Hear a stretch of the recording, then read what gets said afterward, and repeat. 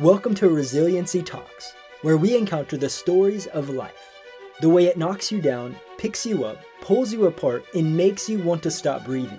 Our talks are a collection of overcoming stories and traumatic events from your host, Essi Bagheri, and often interviews from special guests who are experts in their field. From a child sexual assault victim, to a boy soldier, to a teen father, to an adult recovering drug addict, Essi has a lot to talk about regarding strength, loss, bravery, and hope. Together, we can overcome trauma and addiction. Be the change you wish to see in the world. Do not give up now. Without further delay, here's another impacting episode of Resiliency Talks.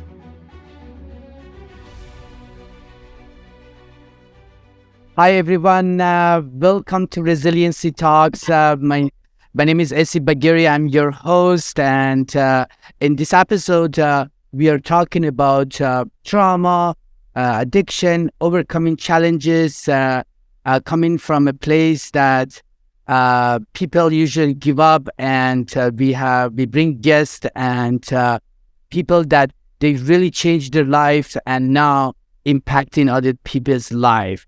And today is a special day because that for the first time I'm interviewing someone very special, I can say, because I haven't interviewed someone who is also speaking Farsi and Iranian American, and so it's an honor to introduce Vivace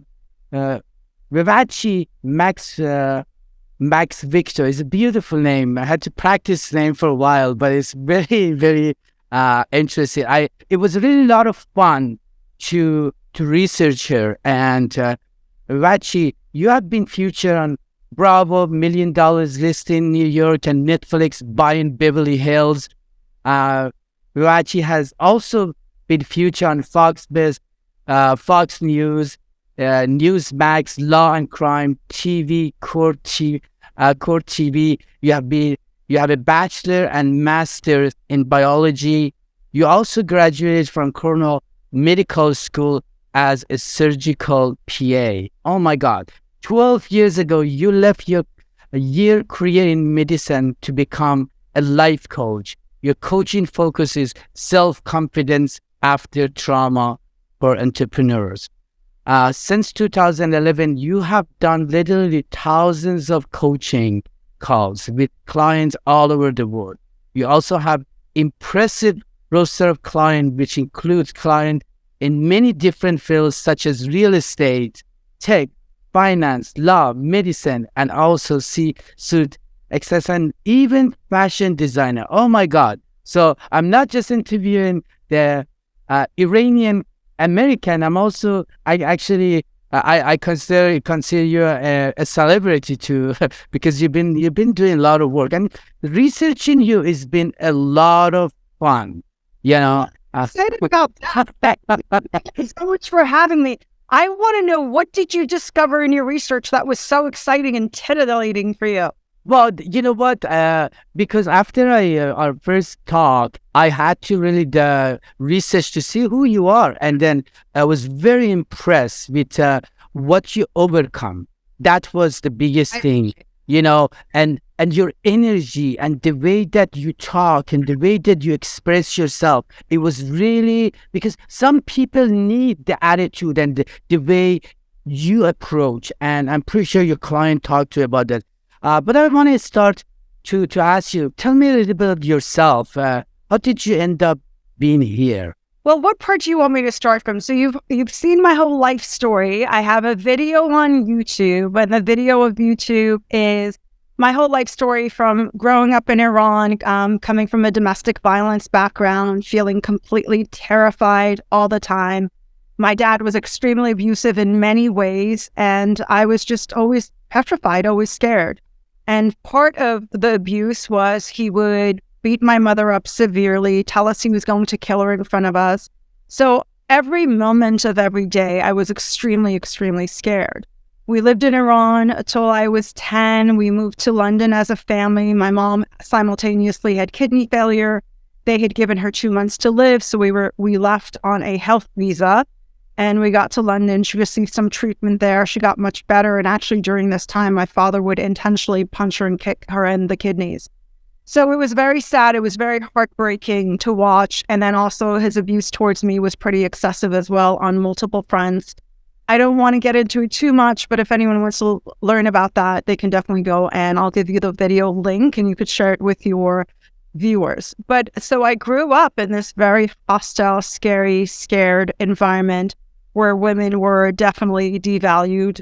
And my dad seemed to get a thrill out of my mom or me being tortured or dehumanized, and constantly criticizing us, telling us there was a conspiracy theory, that we had a conspiracy against him.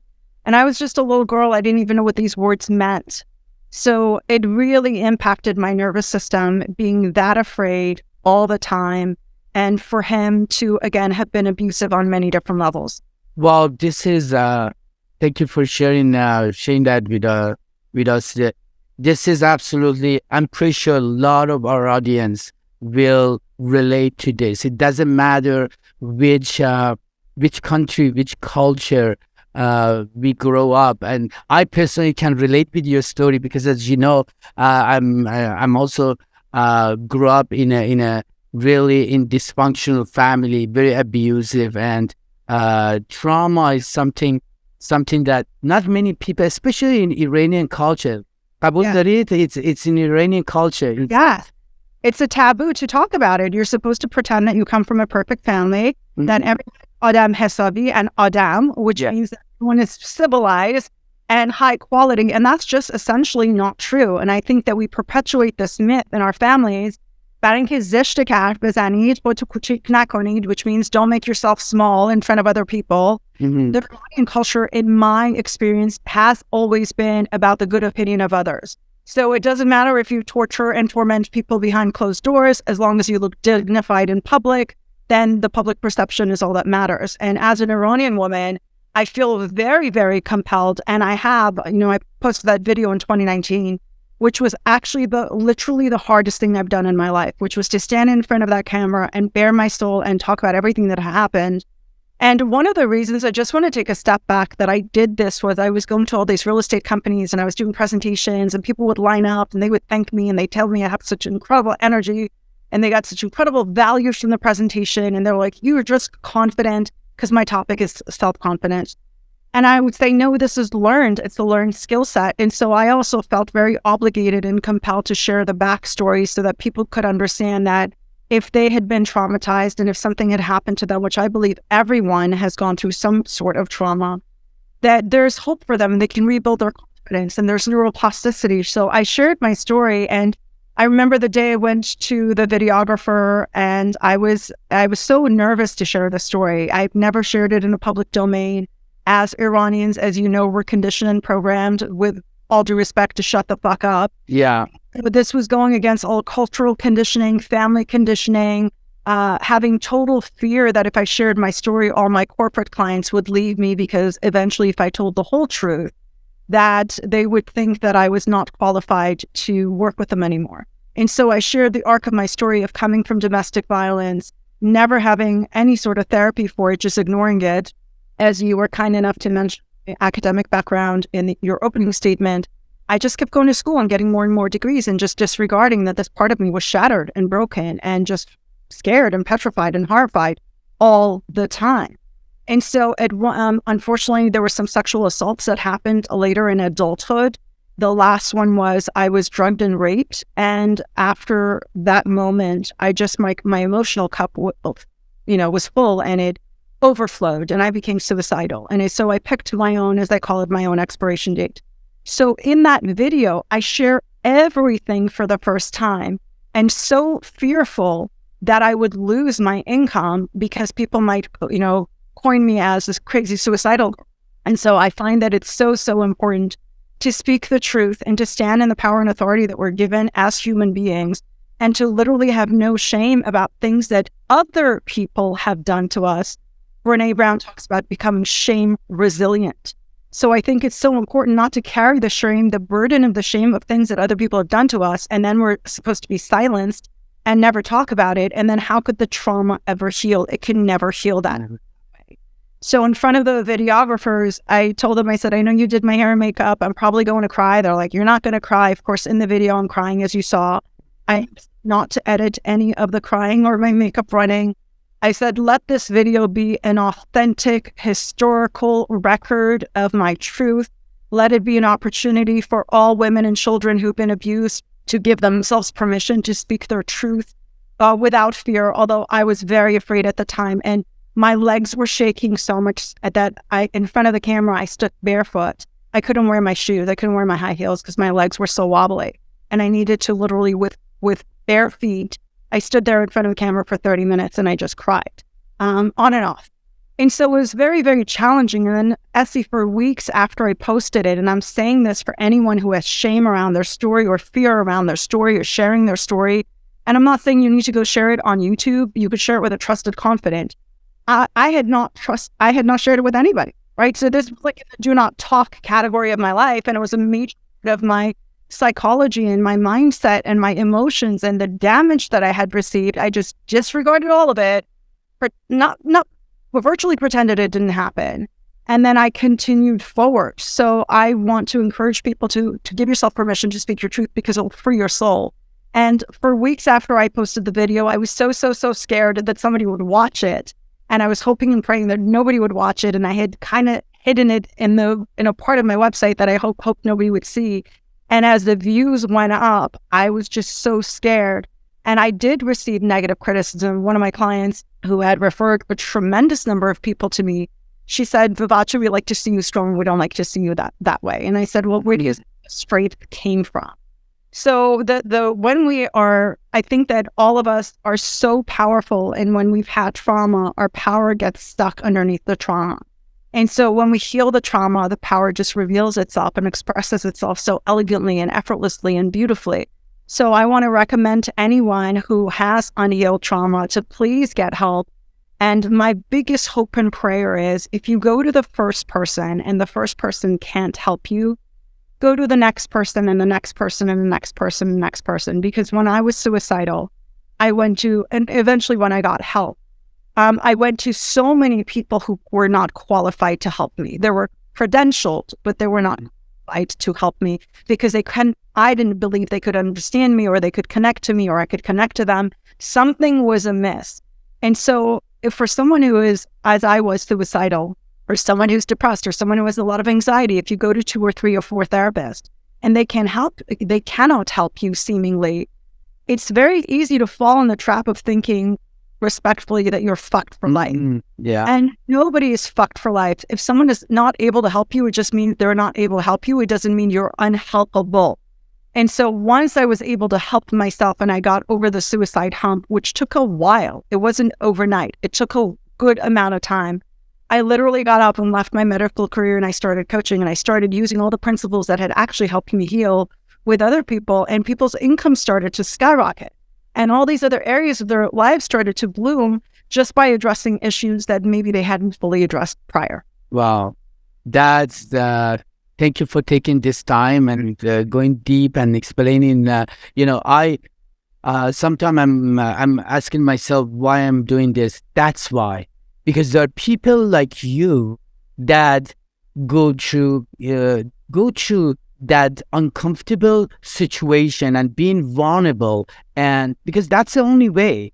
That's the only way to be vulnerable. Because otherwise, like as you know, some of my story in challenging for years and years, addiction, treatment centers, all the things, because my message is, yes, no matter how far down the scale we have gone, there is hope. There is hope, and there are people like you and myself that we're not going to say, you know what, I like what it says in your background, wake up, kick ass, replay. And you know what? That's what we do. We're not a victim anymore. Our story, and I love that you talk about that, and especially in Iranian culture. In Iranian culture, it's most of us, we still have that, what other people think about us, and that destroys us. And I want whoever's Iranian to listen to this, not just Iranian, but whoever listen to this, we can change. And thank you for diving deep and explaining where you came from. I think it is so important and it's essential. And when one person tells your truth, another person is given permission to speak their truth. And then when you see that you're actually not only okay that you spoke your truth, you're so much better off. Your life is so better. You're so much lighter. It's like you got rid of 10,000 pounds of baggages that you've been carrying your whole life. Yes. And that just like the freedom that comes with standing in your truth is a gift that you can give yourself, especially after trauma. What was the turning point for you that you realized this is not acceptable? I'm sick and tired being sick and tired. Like that was my experience and many other people that I talked to or coach or whatever we do. And what was yours? The turning point that you say? Turning point was I was literally suicidal. So I had no choice at that point. I had hit the end of the road. I picked my own self-imposed expiration date. Mm-hmm. And I said, okay, between now and then, I'm willing to do whatever it is to help myself, but I actually didn't know how to help myself. So someone had suggested I go get a brain scan, and I got on a plane. I flew to another state. I was shaking on the plane. I was having a panic attack, and I went and I had these brain scans done, and the doctor went over the brain scans with me and told me that, hey, the trauma centers in your brain are basically hyper activated. They did, it was pages and pages and pages of intake, like on a scale of 0 to, I don't know if it was 4 or 5, whatever the highest number was. How suicidal are you? Every question they asked, I had the highest number. And then she asked me, she's like, do you have a job? I said, yes. She's like, do you have friends? I said, yes. She's like, do you have this? Whatever. She's like, do you use alcohol or drugs? I said, no. She's like, how are you living? I was like, lady, I'm suicidal. I just repressed everything. So I didn't address anything. And now I'm suicidal. And now we need somehow to fix me. So she actually at that point put me on 2 medications. She also, I don't know if this is correct or not, but she claimed that I had ADD. And I kept telling her that I didn't have ADD. I'm like, I went through so many years of school. I don't have ADD. I just can't focus because I'm in such agonizing pain. She's like, no, you have ADD. And she was hell-bent on, that's my little boy Lucky. She was hell-bent on me having ADD. So she made me take a test online. I took the test. I failed the test. And she's like, look, you have ADD. And I'm like, listen, lady, I'm failing the test because I can't focus because I'm suicidal. It's not because I have ADD. But at that moment in time, I was so desperate and I was so broken and I was so devastated that I took both medications that she put me on. And then eventually, as the medications helped me, I don't think the ADD medication helped with this, but the other medication was in the class of anticonvulsants. It just helped my brain. I call it relax. So when my brain was more relaxed, then I went through all these different types of therapies to try to get help. And then the pivotal point was me getting the brain scan and realizing there wasn't something fundamentally wrong with me. It's just the way my brain was and that I could rehabilitate my brain. And I knew science. I was very, very strong in science, as you mentioned. So I knew the principles of neuroplasticity, that you can rewire your brain, you can redo your brain. And so I was like, if this is a brain issue and not a me issue, we can fix the brain part, then that would be like the best case scenario. And that happened to be true. Oh, so that was your turning point. While I was researching you, I find out that you were very successful in business. And I've been also doing some research. Correct me if I'm wrong. I love your research on me. Yes. Okay. Fascinating. Of course. I find out in a different research that I did, the majority of successful people and the people who have really driven, and they have some kind of trauma, childhood trauma, that there is a limit, that they basically want to change their life. They're sick and tired of the way they grow up, and there's different level of trauma. If you have, or you pass that level, you become like me, drinking, coping with drugs, alcohol, other things that I did. But we can also recover from that. But in your case, I saw that because you had some background trauma. Is it possible, correct to say, that that's also gives you some edge that I'm sick and tired of the way I'm living and the way I was thinking, and motivates you to become who you are today? Honestly, no, because the whole suicide period, which was a period of time, it wasn't like a one-day event. It was a good period of time. That was my greatest motivator. I felt terrible, and I started to understand that the issue was I had not dealt with any of the trauma. And it was one thing, it was things that had compounded. So my homework was to go look at all these different traumatic things that I disqualified or repressed or avoided or ignored or minimized. I minimized a lot of things that had happened to me. I was like, well, that was then and this is now. What does that have to do with now? And so that was my turning point, was out of the desperation of being suicidal. It wasn't out of some sort of revelation that was spiritual. No, I totally, I understand that. But what I was saying is like, after you've been through and overcome the obstacle and you got help and you basically change, some subconsciously, in my case, actually, like I do not want to end up where I was. And some of those trauma that I experienced actually motivates me to do what I'm doing, or motivates me to walk through the fears. Yeah, that's what I meant to say. Yes. Sorry if I misunderstood. Yes. I mean, it has been the healing of the trauma has been my driving force. Yeah. Because I feel so driven to help other people who are suffering, and I call it self-imposed suffering, trauma that happened to us, or something that was done to us. Like, it could even be a natural disaster. So it's something that happened. But what we do afterwards is self-imposed self-attack or self-imposed pain and suffering. And so I want everyone to know that if something terrible happened to you, you have the power to do something about it. And you talked about being helpless. You might feel helpless, but you're not helpless. That's right. You might feel hopeless, but there is hope. And there are people, you go to people like me or people like you, people who have traveled this road and are on the other side, who have the right to help you. I'm a big believer. I tell everyone, this is my 2 cents.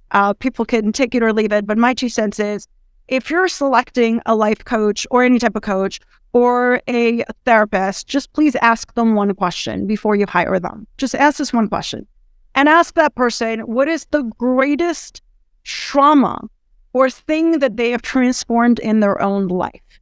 And if that story is compelling, and if it blows your socks off, give them your money, give them your credit card. But if they don't have a story and it's just conjecture and it's whatever they learned in school and they took the test and got an A, in my opinion, they are not qualified to help because they have not been down that road. So they don't know. It's just a theory. Mm-hmm. So I feel very, very compelled. I'm on this other side. I want to help these people. I enjoy doing it. And so I help super ambitious people transform their mental roadblocks into power and profit. So there's so much joy that comes from that. And I have a process that helps people move past the things that used to stop them so that today they can feel confident, unapologetic, and unstoppable. And personally, I find the whole process of their transformation so exciting and sacred and beautiful and magical to be able to participate in that and get text message after text message after text message, email, testimonials, you changed my life. And all the incredible things that are happening because they were exposed to someone who had already gone that pathway and could say, hey, these are the things that worked for me. I don't know what's going to work for you, but I've shared this with a lot of people and it's worked for them too. So it may be a shortcut so that people don't feel that they are powerless to exact change in their life today, or that the trauma is so unsurmountable. I know some people are like, oh, I never want to open that door. It's going to be overwhelming. Well, it's overwhelming you. You're just not aware of it. It's impacting every area of your life. You're just unconscious to it. So I think it's really, really important to take a little time out, find the right kind of help, and take your time in finding the right help. It is so important. I'm very, very passionate about finding the right help because I was so devastated. And back then I didn't have any money. So like for me to work, I would literally work to have money to pay for therapy, my rent, and my student loans. And this was on repeat, work, pay for therapy, student loans. So this money that I was paying to these therapists or whoever they were, a variety of cast of characters, I worked hard to get it. I was already like not well in the head. So for me to work was very, very challenging as well. Although I was a very effective robot, I was suicidal. I wasn't happy, and I was taking care of my medical patients during this time, which I could do effectively because I'd done it for years and years and years. So I automatically knew how to do it, and to shut down my pain, which I was very effective at, and then to just focus on them, deliver high value care, and then go home and be devastated again. And I did this for years and on end.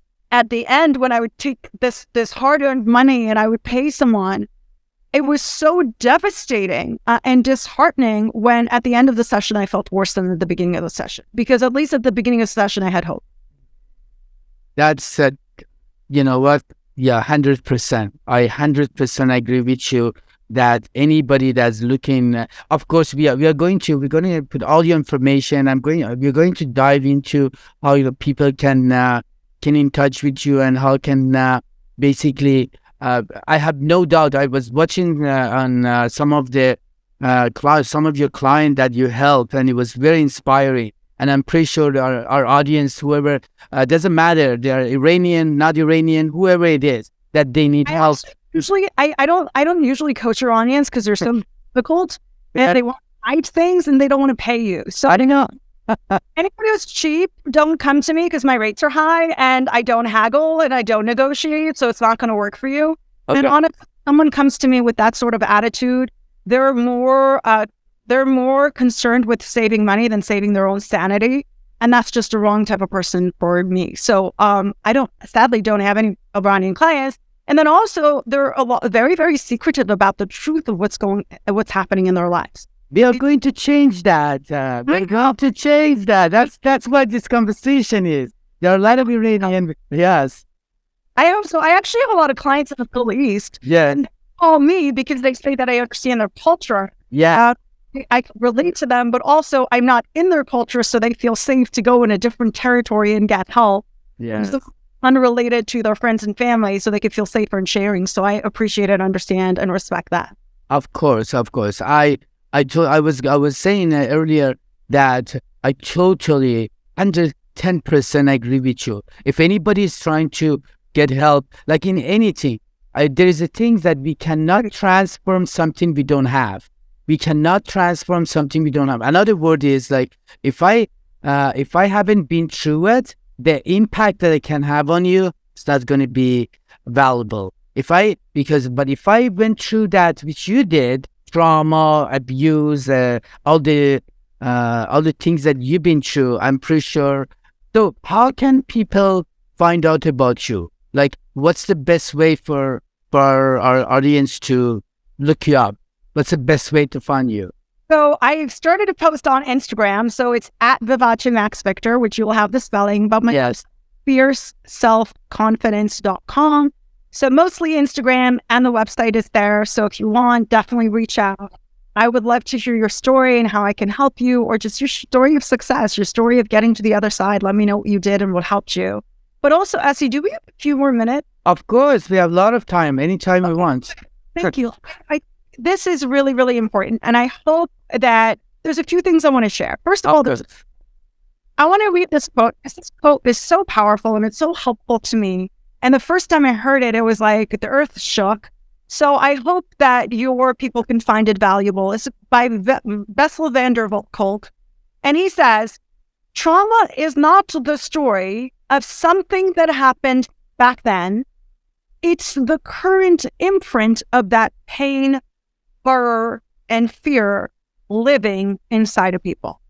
So the reason I find this quote so compelling is I kept telling myself that was back then, that was back then, that was back then. And a lot of people who haven't had therapy typically will be like, that was so many years ago. Why are you still talking about it?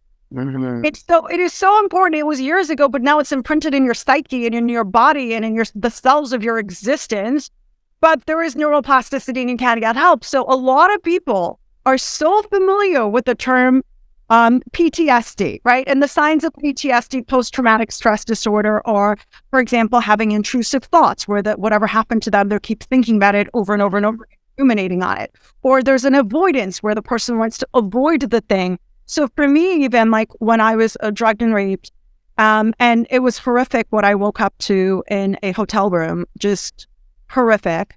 I became extremely, and prior to that, I would go to Europe by myself. I would say, hey, I should go to Holland this weekend. I'd go to Holland. I went to Vienna. I went all over by myself. I never had a fear of going out. And after this event, I did have the avoidance. I had a fear of going out, and I still do. So I bought tickets to Armin van Buuren. He's playing at the end of the month in New York, in Brooklyn. And I bought 2 tickets, and my first feeling, which I don't want to have because I want to feel healed, but it's in the body. And you could probably relate to this. Yeah. In your own way, my first feeling was, if I go to this concert, am I going to get drugged? And so that feeling, unfortunately, it keeps coming up where I'm avoiding places. I'm so hypervigilant about my drink when I'm out. We're out with a bunch of girlfriends, Essi, this is during COVID, where the tables were so far apart. And this was a brunch on a Saturday or a Sunday. I went out with a bunch of girlfriends. I went up to go to the ladies' room, and I didn't realize I did this. I just took my napkin as I was going to the ladies' room, and I put it on top of my drink. And so the girls were like, what are you doing? And I was just like, what do you care? And I realized that this was abnormal behavior, right? People that I trust, why is my instinct to cover the drink? And so I went to the ladies' room, and I thought about this, that I can't believe I'm still doing this. And that it is so intrinsic in my nature to be so afraid. So I came back from the ladies' room, and I took the napkin off, and they had actually switched my drink. And I got so frustrated and angry. And they didn't realize how emotional of an event this was for me. They thought it was really funny. They hit my drink. And I could see the humor in it because it was funny the way they did it, and they were in space. But I was coming from a place of fear. And so when we have PTSD, even though I'm so much better now from the time I was diagnosed with PTSD, the fear is still activated to the point that I'm with a bunch of girlfriends and I'm covering my drink. And then back, and they've hid my drink, and now I'm livid. And at the same time, I realized the insanity of my reaction to it. So avoidance is a huge thing of PTSD. This heightened arousal of constantly being on high alert that the thing might happen again, of course, is a sign of PTSD. And then changes in our thoughts and feelings. So yes, there's trauma and there's PTSD, but the other part of it, which is so exciting, which I think a lot of people don't know about, it's called, if you don't know, Google it. It's called post-traumatic. And that's, you're demonstrating it, obviously. And post-traumatic growth is when your self-perception changes. And you actually feel so much psychologically stronger after the event. And so it doesn't mean that all the PTSD disappeared. For me, it can definitely get activated, and it does get activated. But it's such a different relationship. Who I am today after I process the pain is so much more alive and honest and magical and just present and calm and giving, because I can give more because I have love to give and I have joy to give and I have insights to give than I was before. So if you are suffering from PTSD, please go research post-traumatic growth and know that it's actually real and it can actually catapult your life so that your perceptions of yourself are so much stronger than even before the event happened, even if there's still some nuances of the event that can get really triggered and activated at times and take over. Wow. Thank you for explaining so eloquently. And, I'm pretty sure many people can relate to that. I'm a believer that enable for me, I had to start searching. It's like anything else. I had to start searching, and I'm pretty sure many people are going to be benefiting from this conversation. And I'm looking forward to we do this again. And Others. I mean, I would love to do this with you, with people calling in with their questions. Yes, that's what we're going to do. Like an Instagram Live type of thing. Yes. People can call and say, hey, this is a problem I'm having. You two have been through a tremendous amount of recovery, although there's always tons more recovery available. Yeah. Possible, but do you have any insights for us? And so I would love to do something that's interactive that could be value added to people who are calling in live and getting live feedback. Because I know that can change so many people's realities in their lives, and also, again, give someone hope. Well, of course, definitely. We have a lot of work to do, me and you, and a lot of other people. So, thank you so much for your time. All her information and basically contact going to be on a description, and you can basically website, Instagram, all social media. Yes, you can check her out. Interrupt you again? Is it rude if I interrupt you again? Because I have things I want to share. Okay, share. I have time for me. Yes, we do. We're going to do a lot of editing. Okay, yes. Yes. Look, I feel like unhealed trauma is like having 10,000 tabs open on your iPhone and then your iPhone doesn't work. And you think there's something wrong with the iPhone, but there's nothing wrong with the iPhone. It's just a 10,000 tabs that are... I like that. Right? That. Yes. Fuck that, yes. So like whatever you have, close these 10,000 tabs and then you're going to work wonderfully and perfectly. So if you're feeling hopeless, if you're feeling helpless, if you're feeling stuck, if you're feeling paralyzed, definitely know that there is a solution that is going to be uniquely tailored to you and that your job and personal responsibility is to go find it. So please, the request that I have is in your brain. I call it that there's a lane in your brain. It's called the self lane or the depressed lane or even the hopeless lane is better. Okay? Just don't be in the self-pity lane. So your homework is to, or whenever you find yourself in the self-pity lane, get out of there because that's a dark rabbit hole that there's no victory in that. At least if you're hopeless, you can listen to a podcast or something and it can activate you to feel hopeful. But the self-pity lane is the lane of devastation and disaster. So I'm not invalidating anything that happened to you and I'm not minimizing anything that happened to you, but having self-pity is to help you heal. And it's your personal responsibility to go and get help. And if you have 1 ounce of energy left in your body, please go get help. I wasn't going to share this, but I want to share this and I'm going to share it in a little bit of an edited way because I really believe that the brain, the neurotransmitters in the brain are so particular that a small adjustment can really fuck with our perception of our mental well-being. So I was taking a supplement that I was doing well with, and then I added another supplement, and literally the combination of these 2 supplements made my mind go nuts. And so then I stopped them, and I was taking more supplements because I had some digest. I was like, well, maybe it's just coincidental. And time passed. And then I took the first supplement again because I had been taking it and it was helpful for me. And then I added the second one again. Like if you're feeling suicidal, and I'm not giving medical advice, but my own personal experience has been that these neurotransmitters, you can modulate them with something, at least I did, with these supplements twice. And twice they made my brain go completely left. Where I was crying uncontrollably, I was sad, I was depressed, I was questioning the meaning of life. And when I stopped taking the supplements, I was fine. So just be careful what you put in your body and be mindful what you put in your body. And again, like if you've been through stuff, you're not fucked for life, and you might need to definitely get help and heal the psychological aspects, but there could also be physiological aspects of tweaking, whether it's vitamins, minerals, supplements, something that you're taking that could be devastating for you. Meanwhile, I took these and I have a medical license and I thought they were going to serve me, and I was told they were going to serve me.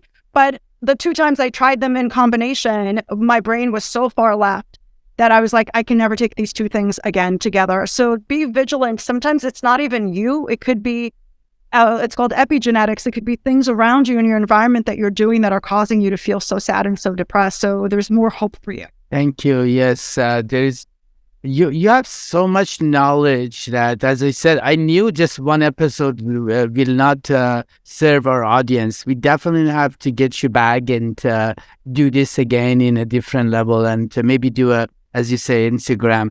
Anything else that I've got plenty for you. Okay. Look, this could be someone's. I love it. Okay, let's do this. Yes. There's a little lady. She's a speaker. Her name is Van Zandt. If people haven't heard of her, go Google her. She's amazing. Okay. So I think it was in 2011, in 2011, I went to a seminar that she was one of the speakers at. And she said this thing, she said, you might be the only Bible that someone reads to. And that is so powerful. Like, this might be the only thing that someone listens to today and it gives them light. Who knows? Well, stranger things have happened. People have said things in passing that have changed my life. So I think it's so important to take this opportunity, since you're being gracious with your hosting and your time. I want to say, please, if trauma has happened to you, don't make the trauma your identity. And I'm borrowing this statement. I had a coaching client of mine who came to me for coaching, and she had this other coach overseas. So my client was in her 30s. She was otherwise very healthy. She was feeling great. Everything was well. And she discovered that she was HIV positive. And so where in the country she came from, she couldn't tell people because there were major, major consequences. And so she was devastated that she had this diagnosis. And she had gone to the other coach before coming to me. And she said, I shared this with my other coach. And my other coach told me, don't make HIV your identity. And this is one of the most powerful sentences I've heard in my life, which is don't make blank is whatever you're torturing and tormenting yourself about, your identity. So it's so important that if something traumatic has happened to you, for you not to make it your entire identity, your entire existence. It's part of what happened to you, but you're so much bigger than that. And so it's important. And as you speak your truth, you're going to heal your soul. So if you haven't spoken about some aspects of it, because even in coaching, I'll have clients, and my clients are pretty open. They're probably percentage-wise much more open than the average person's client because I'm so open. So they just come in, they're like, hey, we saw this. So they just blurt it out. But oftentimes there's one little piece that they're hiding. And I tell them, I'm like, the piece that you're hiding will prevent you from healing. So I've learned to tell people on the first call now, I'm like, listen, tell me everything you don't want to tell me. Just do it right now. You'll save a lot of time and money. Just do it in the first call. Just unleash. Let me have it. And it's so much, after a person says something, typically they feel like that shame, like the aftermath of I can't believe I said that to you. Are you judging me? I'm like, I'm not here to judge you. I'm here to help you. So if we have all the puzzle pieces, then I can help put your puzzle together in a much better way. But if I'm missing a big chunk of your puzzle, neither me nor anyone else will be effective in helping you. So the part that you're hiding, that little piece that you're not telling anyone, that's the little piece that's the key to opening the door and helping you have everything. So I would encourage people to no longer hide that little piece and to share that with someone that you trust. And then these are many, many different ways. This is one of the ways, speaking your truth, is a way for you to fortify your self-worth and to feel better about yourself and to reclaim power and authority over your life. And so the last thing I want to share for now, because I've gone way over time, is the trauma is one thing, but your self-talk after the trauma is either your gift or your curse. So you have control over your self-talk, what you say to yourself. And I know sometimes it feels like the thing takes over and it speaks to you and you can't control it, but you can learn how to emotionally self-regulate. And emotional self-regulation is one of the aspects of emotional intelligence. And you can learn it. You can learn how to give yourself different tasks that you could do to regulate yourself so you're not always at a level 10, so you can calm down, you can think about things more thoroughly and more logically. So just your self-talk is your gift or your curse. Take an inventory of your self-talk. Maybe write down the 50 things you tell yourself every day that make you feel totally crappy and just write the opposite of them. And I'm not saying go stand in front of a mirror and do affirmations and pretend like you're going to suddenly transfer into this other affirmative version. I'm just saying pattern interrupt the negative things that you're saying to yourself and maybe even replacing it with one positive thing. And you just tell yourself that one positive thing all day long. Over time, it can help you reshape your identity and your beliefs about who you are and what is possible for you. Absolutely amazing. Wow. You ended in really profound and really lot of great material that I'm pretty sure our audience can. I learned some stuff, some new stuff. So, so every time thank you. Thank you so much for having me. I mean, of course, it's incredible. If people haven't heard your story, they should check it out. They should read your book. And it's incredible that you're giving back. And again, for our Iranian brothers and sisters, خجالت نکشید، خجالت بس دیگه. Have some self-love and self-respect and خودتون رو بالاتر بذارید. پارسی نیست ولی خودتون بالاتر بذارید تا یه اولاغی که میاد شما رو جاج کنه که بگید مردم چی میگن. And these people are not qualified to judge you. I think ultimately you judge yourself and your creator judges you. So what other people say about you is pretty much irrelevant. دقیقاً. Exactly. I'm pretty sure, as I said, we are going to do one in Farsi English more very soon. And thank you so much for your time. I really enjoyed our conversation and looking forward to have you on the show. And again, have a great day. You too. Thank you so much for having me and much love and light to all your audience. Bye. You've just listened to another episode of Resiliency Talks. Resiliency Talks was recorded live in the studio with final editing before uploading. The views and events expressed on this podcast belong solely to their author. Subscribe today to Resiliency Talks or visit www.donotgiveupnow.com for more daily encouraging content. Don't miss the next episode of Resiliency Talks.